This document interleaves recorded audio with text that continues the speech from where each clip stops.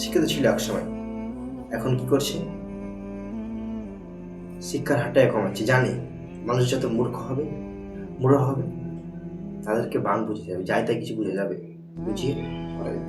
আর এখন যদি আমি আমার মতো ছেলে, আমার মতে ধরেন 18-19 বছর হচ্ছে, আমি যদি একজন শিক্ষিত হই, তাহলে আমি কি চাইবো যে আমি যেখানে সেখানে গিয়ে লাঠি ধরে মারপিট করি? আর আমার মতো একজন ছেলে, 18 বছরের ঊর্ধ্বে একজন ছেলে যদি মূর্খ হয়, যদি সে অশিক্ষিত হয়, তাহলে কি করবে? তাকে যদি বলা হয় যে সেখানে যাও, সেখানে মারপিট করো, অটোমেটিকলি যেহেতু সে শিক্ষা পায়নি, তাকে যাই বলা হবে সে সেখানে ছুটে যাবে, সে মারপিট করবে।